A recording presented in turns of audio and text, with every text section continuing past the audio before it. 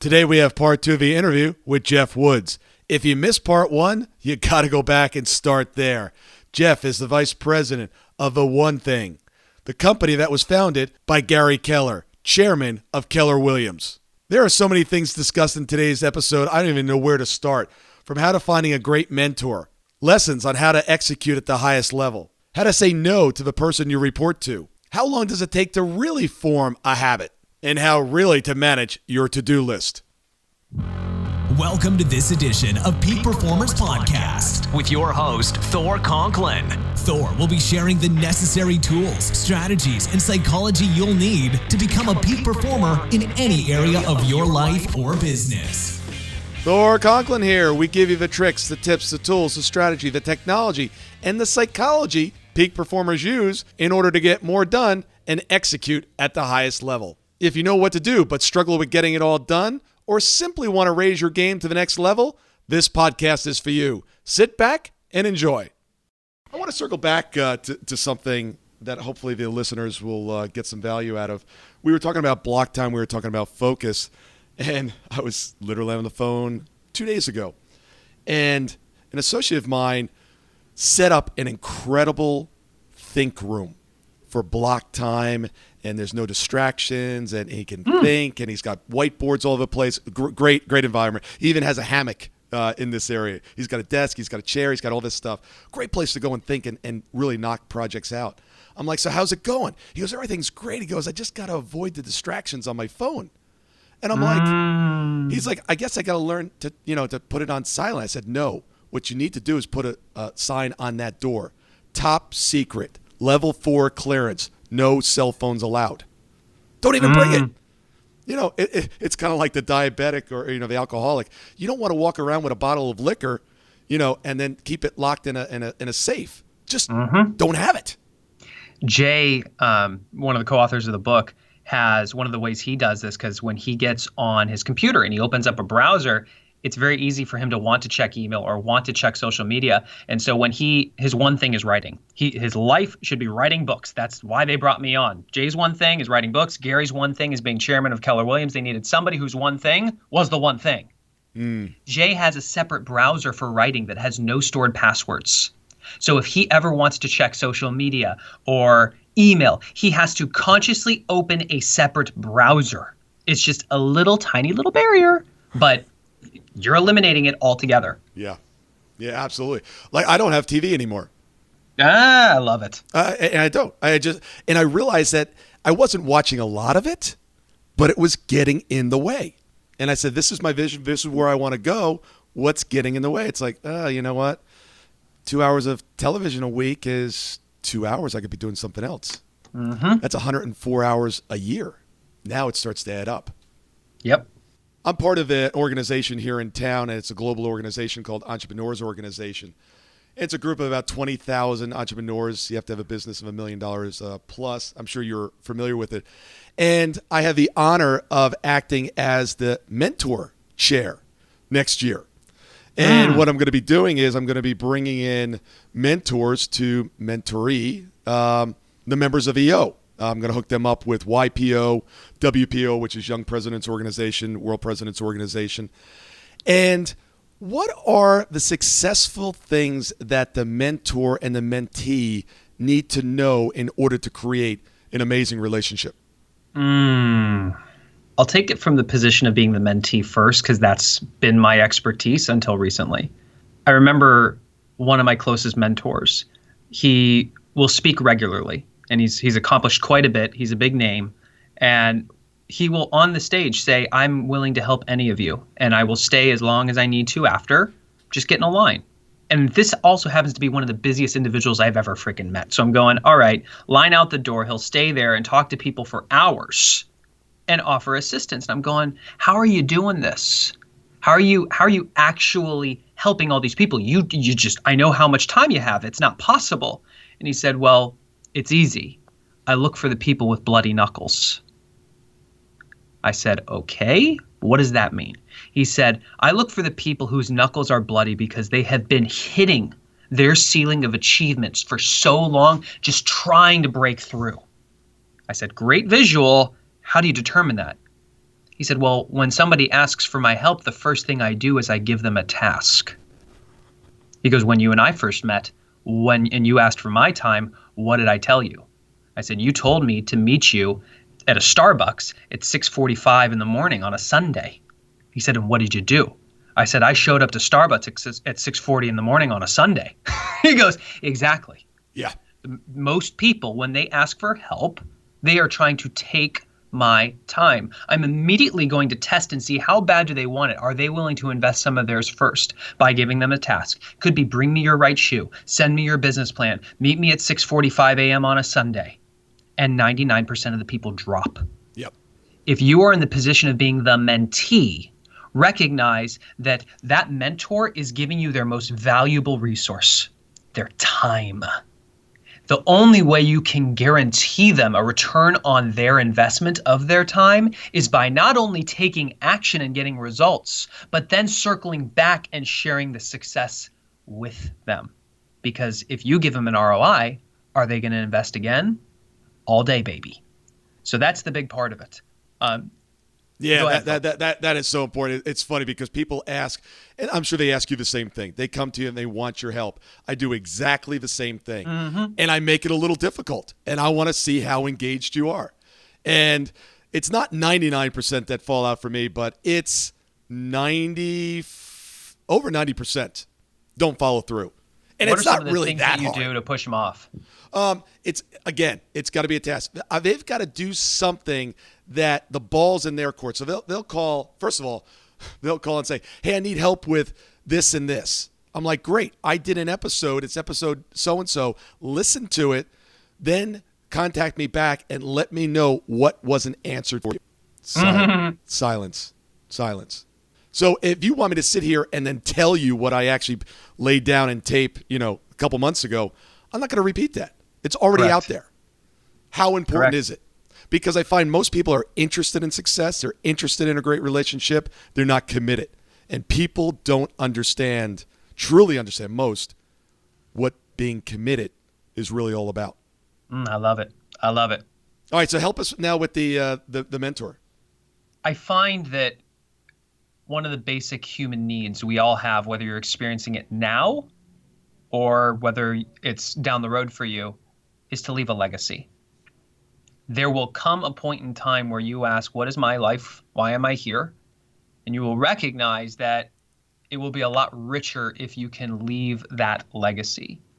And so from a mentor standpoint, I think it's a matter of having a standard for what needs to happen in that mentor-mentee relationship, and to recognize that in the mentor-mentee relationship, supporting that mentee can look a lot like saving if you don't have standards. Here's what I mean by that.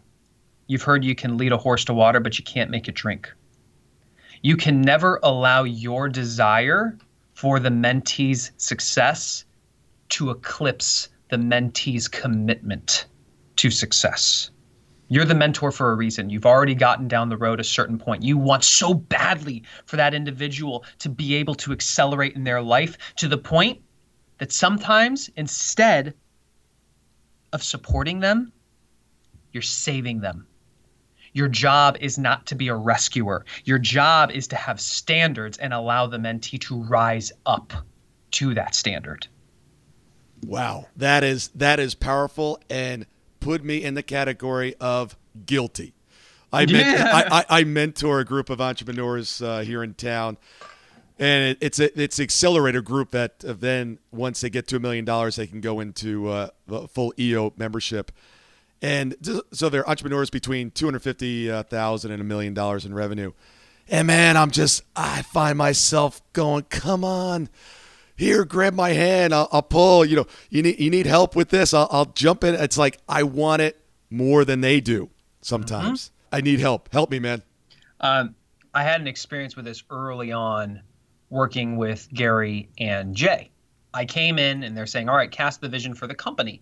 And I remember Jay said to me, I'm not going to share our vision with you. We have a vision of where this is going to go, but if you want to earn the right to be the CEO of this company, you have to demonstrate that you can cast a vision on your own. We can't just give you the fish. We got to teach you to fish. And all these times where I will come to Jay with questions, he'll immediately turn around and ask me another question. What do you think it should be? Where could you go to figure that out on your own? Yeah, it would have been really easy for him to just give me the answer to save me. But that's not going to train me to think. That's not going to train me to think like the type of CEO that I need to become in order to scale our business into a $1 billion brand. Yeah, it's funny. I got literally on my wall, it says, what do you think? What are the three things? It says, what do you think?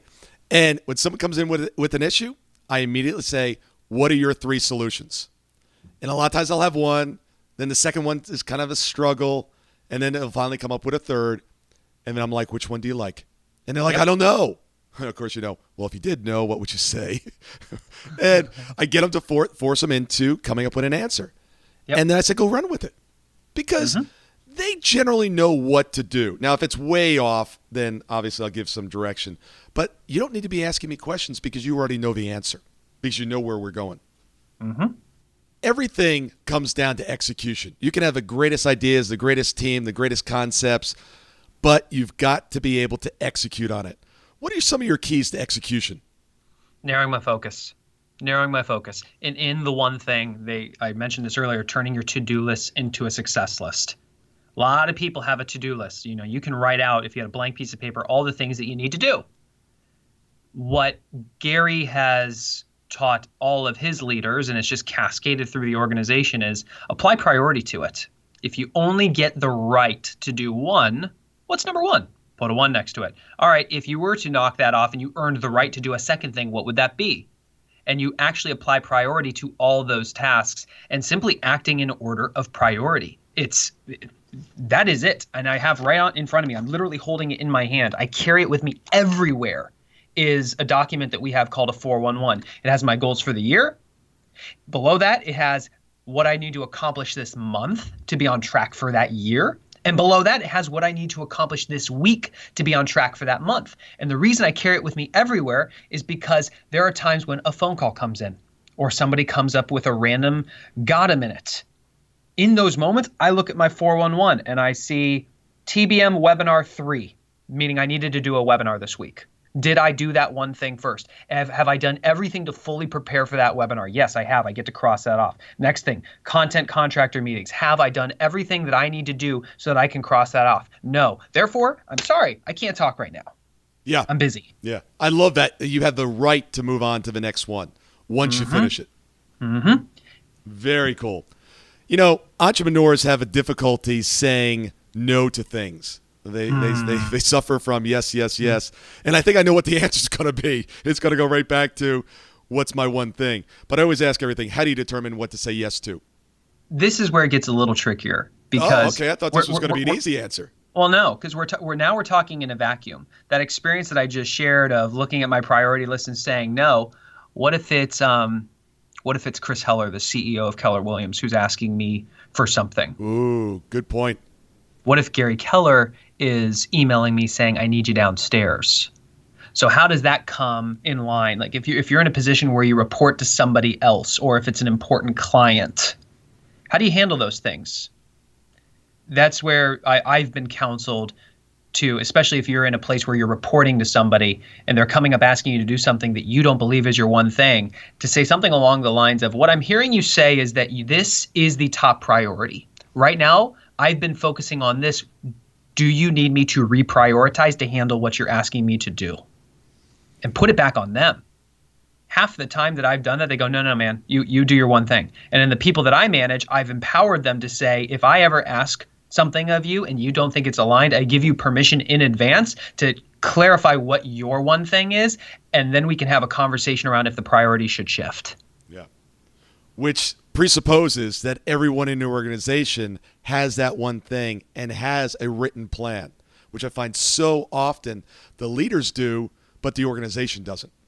So I'll share this, will hopefully expand your mind.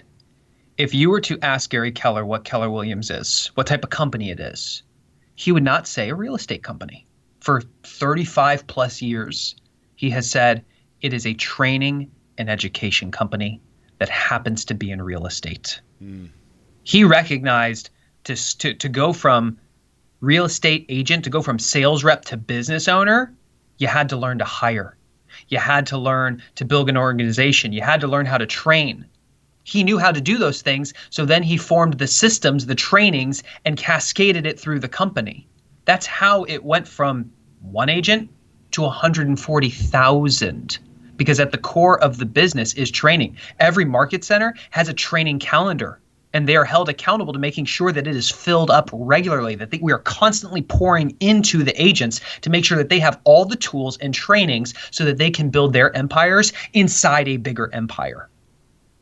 When you look at your organization, are you looking at it just as a business, as a vehicle to make profit, to ultimately make an impact? Or do you first and foremost view yourself as a trainer, an educator?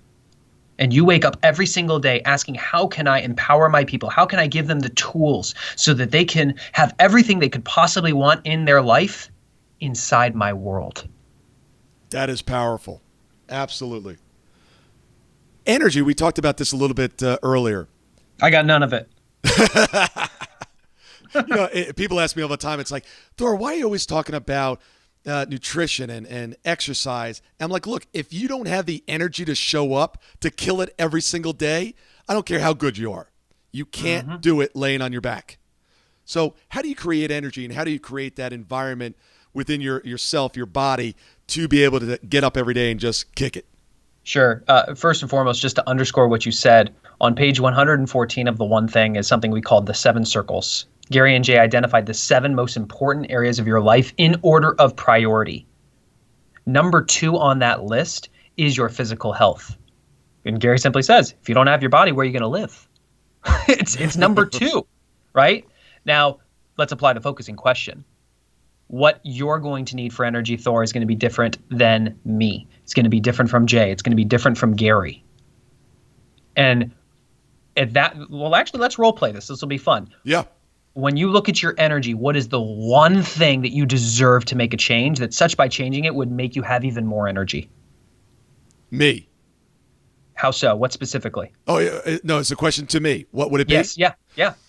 The thing that in the nutrition piece that gets me is late at night for me, 7 o'clock, 8 o'clock at night. And I have this crash, and my body craves the carbs and the sweets. And when I feed that body what it's craving, it then craves more the next day. So it's that late evening decline. So for you, yours is developing a habit or a system around curbing that craving. Yeah, or just annihilating it somehow. Cool.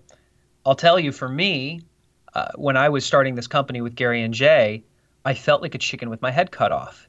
And for any of you who have tried to multitask and do too many things at once, your head starts to spin. I recognized very quickly that it just drained me of my energy. And the one thing that I could do in moments where I felt flustered or stressed or angry or anything that was not good, being able to close my eyes and go into a quick meditation to the point where I could push reset and center myself. That was my one thing. It came down to meditation. I then made that a power habit that stuck. I practiced on that. I just focused on doing that one thing, developing one habit, and I tracked it for 66 days. Because in all the research that we did on the book, we know it takes on average 66 days to form a habit. Not 28, not 30, 66. Now that is a part of who I am. In those moments when I don't feel good, the eyes shut, I start breathing. I don't even have to think about it. Next, now I'm with you, Thor. It's around my nutrition. It's around what I'm eating. So to summarize what I just said, it's going to be individual to you. But when you look at your energy, ask the question, what's the one thing that drains it more than anything else? And what's the one thing I can do to curb that or annihilate that? And give yourself permission to just focus on forming a habit around that one thing first. Prove to yourself that you can actually form a habit that sticks around one small area of your life. Because once it's a habit, it sticks. Now you get to form another habit, and then you start stacking habits. That's what high performance looks like. That's a great idea because I've been trying to solve the problem around my nutrition. Well, maybe if I just eat a little bit more protein later in the evening, or if I mix in some essential oils, or I do something. And I was focused on that lane. Sitting there and getting into a meditative state, I think, is a great idea. Love it. I'm currently in the middle of a 66-day challenge to change the way that I eat. Because in college, I was a personal trainer. I had the washboard abs, didn't need to use the washing machine because I could just do it on my stomach, that type of situation. You fast forward, I'm in the business world, get married, have kids, and all of a sudden I'm sporting a nice doughy physique. Well, and I understood for your bio also that you can do like a split in all three positions, and you studied tumbling in college. Oh yeah, I took 6 quarters of tumbling. I was the lead dancer and MC at Legoland. I've got a weird ass resume, but I knew that if I could just eat a net 2,000 calories a day, that would make everything else easier or unnecessary. It would transform my energy, my body fat composition, everything. But when I started doing that, like you're talking about mixing in essential oils and all these other things, I realized I'm going through the day eating what's ever in front of me. And with the best of intentions, all of a sudden I fast forward to the end of the day and I'm already over my 2,000 and I'm screwed. The one thing I could do was to plan ahead. Mm-hmm. So that's my one thing now. Like, have I planned my meals out? Have I actually consciously asked, if I eat this, how does that fit into what I need to eat for the rest of the day? Does that give me the mix that I need? And will I be accomplishing my goal at the end of the day? Simply planning ahead. Now I'm just making that a habit because that will make everything else easier or unnecessary. Yeah, absolutely. I did that about 6 months ago, and literally in my refrigerator and freezer, they're all there. They're in individual containers, and they're just ready to go. And there's no decision. And it's not something I literally, it was about 6 months ago. I interviewed someone over there on the West Coast, Damon Sewell, and he's like, dude, he goes, if you have to make a choice every time you have to eat, you're going to be relying on what your body says it wants right now. Just Sunday's my day. I prepare all the meals. I even got to a point where I just boil chicken instead of bacon it, just make it faster. And it's just like, boom, boom. But well, what you're hitting on is something in the book that Gary and Jay refer to. It's one of the biggest lies of productivity. And the lie is that willpower is always on will call. Yeah. If you viewed your willpower, your ability to make the right decision as a gas tank, and every single day your tank starts full, and by the time you put your head on the pillow, it's empty. The reason so many people make bad decisions late in the afternoon is simply because their willpower is low. And they actually studied this. The Israeli parole system, they looked at this and they clocked of all the inmates that went up for parole based on the time of day that they went before the judge, what their odds were of getting parole. And what they found is at the very start of the day, your chances were really high. But over the next 2 to 3 hours, they declined. Then there was a break, a lunch break. And the judge got to go have his meal. He came back. If you were that first person on the docket after the lunch break, your odds of getting parole shot right back up to the top. But this time, over the next 2 hours, they dropped even faster. Then there was an afternoon break. If you were the first person on the docket right after that, again, odds shot right back up to the top. But at this point, they almost immediately dropped back down. Just based on the time of day, your odds of getting parole. Wow. So should you find yourself in jail and you're in the afternoon, you're screwed. Or bring him a candy bar. That's right. Yeah, willpower and inspiration and motivation, people ask all the time. They're like, hey, give me some motivation, give me some inspiration. I'm like, why? I'll just have to do it again tomorrow. That's not what we're about. Figure out how to make it your standard. Figure out how to make it your identity. So there is no decision-making process. Plan ahead. Thank you so much for listening today. I really do appreciate your time, and I hope you found today's show valuable. If you would like to receive these shows automatically to your phone or to your computer, simply go to iTunes and subscribe. After listening to several of the shows, if you're so inclined, please leave us a 5-star rating, as this helps us reach additional people and spread the message.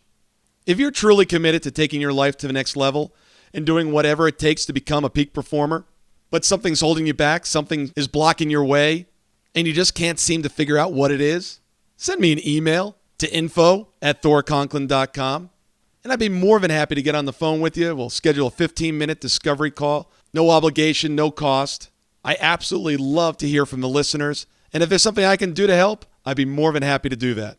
Also, if you found something of great interest in today's show and you want to share that with your friends and family, simply go to my Facebook page, Thor Conklin, click on the episode, hit the share button, and share it on your page.